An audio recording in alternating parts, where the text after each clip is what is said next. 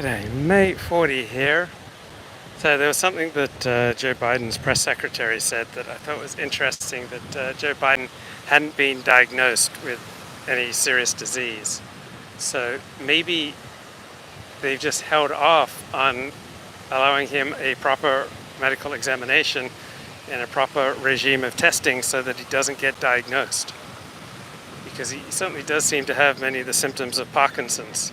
But if they have held back from proper examination, right, then they can honestly say he hasn't been diagnosed with anything. Also, there's a hilarious 6-minute compilation of about 50 Democratic elites saying that Joe Biden is as sharp as a tack. So about 50, 60 Democratic elites all saying the same phrase, sharp as a tack, sharp as a tack, sharp as a tack. So it was obviously a coordinated campaign to obfuscate, to cover up, and to hide. And the cover-up is worse than the crime, right? Now we know something's obviously wrong with Joe Biden. He shouldn't be allowed to be president of the United States. He's incapacitated. And you've got these talking points going out, and his inner circle is just getting smaller and smaller and smaller, so that he has less and less contact with reality. He can't even give a talk to donors, right, without reading off a teleprompter. And Olivia Nuzzi writes in New York Magazine today about her experiences with Joe Biden, how he's increasingly checked out, that on good days that he'd say hello to her and he'd know her by name and he'd wink, but that it's not just that he looks sick, but he looks like an alien. He's just completely checked out mentally. It's weekend at Bernie's, and it's gotten particularly bad over the past few months, and there's no way of coming back from this. And so what a massive dereliction of duty to the American people. I mean, does Biden's staff believe that their primary duty is to Joe Biden, a personal loyalty, or is it to the best interests of the United States? Now, we're evolutionarily adapted to behave just like Joe Biden's staff is behaving, right? You will tend to do better in life and have a better chance of passing on your genes if you just show fealty to your in-group rather than speaking aloud inconvenient truths.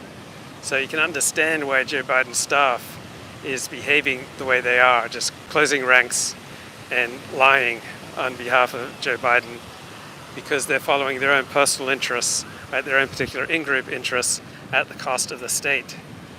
Because we are not naturally evolved to be part of large multi-ethnic, multi-racial, multi-religious states. We're naturally evolved to be part of a tight in-group tribe.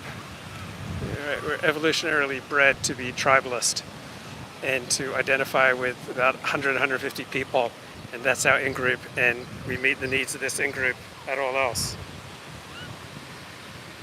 And so you're seeing the downsides of the tribalist reality with regard to Joe Biden. And now it's hilarious that because of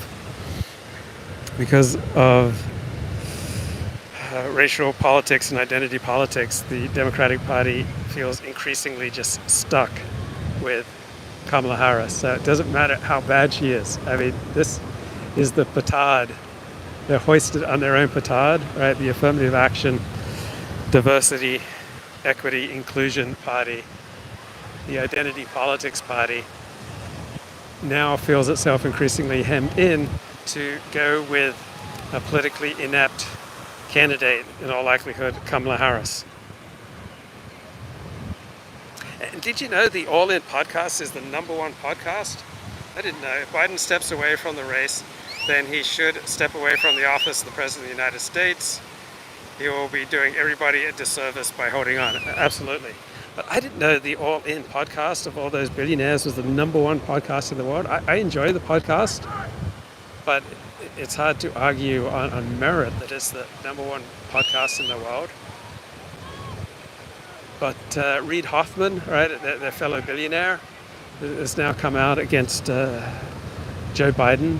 So the funders are losing enthusiasm. And will the Democrats follow the lead of what the Republicans did in 1996? The Republicans nominated Bob Dole, who clearly wasn't up to the task of overtaking Bill Clinton, but the Republicans instead funneled money away from the presidential campaign to House and Senate races where they did well. And so right now the Democrats have just losing prospects for president, but on all the other races they're doing well.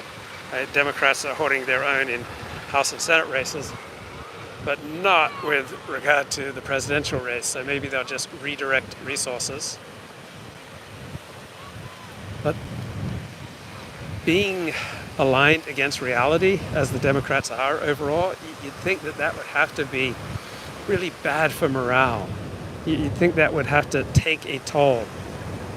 Right? It's embarrassing. Like when Donald Trump behaves badly and the Republicans just fall in line behind him, that's embarrassing and dispiriting for them. And many Republicans just quit politics because they found it so embarrassing serving during the era of Donald Trump. Now the morale and the energy and the enthusiasm I would expect among Democratic voters is going to be down considerably because of not the bad performance by Joe Biden, but now it's obvious that the Biden administration has been hiding the truth from the American people, and they've been enabling someone who is senile. And I just saw an amazing Twitter post by Brit Hume calling back to something he said in September of 2020 when he remarked that Joe Biden was obviously senile, and PolitiFact called him out saying that his comment was ageist and ableist. Right? That's part of the fact-checking by PolitiFact, that his comment that Joe Biden is senile is ageist and ableist. And they interviewed all these geriatric experts who said, yeah, it's completely socially unacceptable to use a term like senile. So what is the polite term? Right? He's in cognitive decline. And what does it mean when the lifeguards here at Santa Monica Beach are holding up that red thing? Right? I'm seeing a Baywatch lifeguard 150 meters ahead of me, and she's intermittently holding up and waving this little mini red surfboard. There's got to be some deeper meaning. I think it's to get people out of the water. So much pollution in the water, you wouldn't think people would want to be out there swimming in it right now. But ableist and ageist is a real thing for people on the left. It seems hard to believe. Like, I would never consider this a real moral category. But people who said publicly, who said on TV that Joe Biden was senile, they were just raked through the coals. And apparently the professions have lined up and noted that it's unacceptable to say the word senile. So what is the socially acceptable term for senile? Joe Biden has obviously not been a fully competent adult for 6 years. Like, he had a checked out glassy stare as far back as 2018, according to Mark Halperin. So what is the politically correct term for senile? Because Brit Hume got raked over the coals by PolitiFact for using the term senile. I mean, that's hilarious. So it's this liberal hero system that believes that there is such a moral category as ableist and ageist that has obfuscated their ability to see what's just staring ordinary people in the face, that Joe Biden is senile. And for conservatives, I think they're much less likely to take seriously a moral category such as senile. Right? Conservatives are much more likely to blurt things out, and so part of being among the liberal elite and having an elite education is that you don't just blurt things out, you don't just act off your instincts, right? You refine them and you discipline them, and every aristocratic class wants to set itself aside from the commoners in the way that our current ruling class sets itself aside from commoners.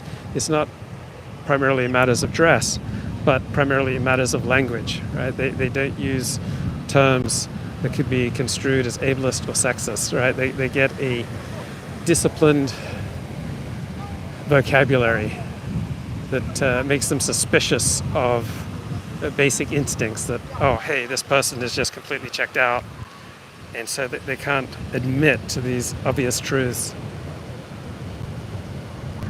Right? So common sense for liberals is expertise, the consensus of expertise. Common sense for conservatives is what people see with their own eyes. And we see this growing gap between what people see with their own eyes to be obviously true and what the arbiters of truth among the elite say is true. And the elite discourse does not permit terms like senile. And elite discourse, the structure of it, does not make it easy to call out Joe Biden for being the politically correct version of senile. So when you're not allowed to say things, it diminishes your ability to think things, and there's been a war on reality among the ruling class, thanks to political correctness and these fraudulent categories such as sexist and ageist and ableist and racist and homophobic and Islamophobic.